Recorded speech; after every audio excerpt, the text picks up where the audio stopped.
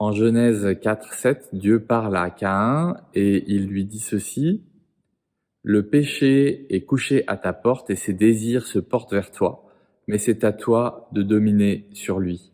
Souvent, quand nous sommes dans des pensées un peu troublées, comme dans le temps présent, nous avons tendance à nous laisser gagner par des systèmes de pensée, des logiques qui se mettent en place dans notre tête progressivement.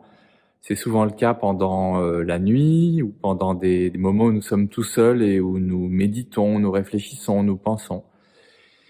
Et au bout d'un moment, on se secoue et on se dit mais non, mais je suis pas d'accord avec ce qui est en train de se jouer dans ma tête. Je ne suis pas d'accord.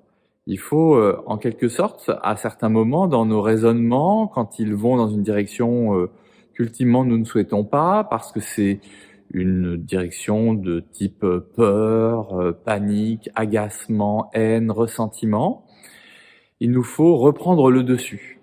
Le péché est couché toujours à notre porte, disponible en quelque sorte, et si on entrouvre la porte, si on lui ouvre la porte, eh bien, il met en place des choses dans notre tête, il expérimente des choses avec nous. C'est intéressant de voir que Jésus nous dit que lui aussi se tient à la porte, et qu'il frappe, et que si on entend sa voix et qu'on lui ouvre la porte, il prendra son repas avec nous.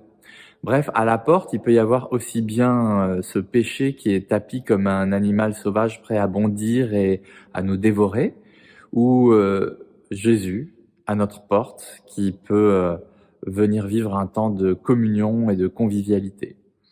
Donc quand nous sentons que nos pensées sont en train de partir un peu dans le n'importe quoi, notamment à cause du confinement et des ambiances particulières du moment, eh bien il nous faut dominer ce système de pensée, prendre position et choisir de ne pas rester dans cet imaginaire, dans les choses qui se mettent en place. C'est une posture de courage, non pas parce que on serait à tout prix épargné de choses mauvaises, des pensées mauvaises ou du péché par le seul fait d'être chrétien, mais parce que notre connaissance de Christ nous permet justement de reprendre le dessus, de dominer à nouveau quand nous sommes bizarrement et étrangement, parfois contre notre gré, atteints par ces systèmes qui ne nous conviennent pas au bout du compte. Dominez sur vos pensées dans un temps comme celui-ci. À bientôt.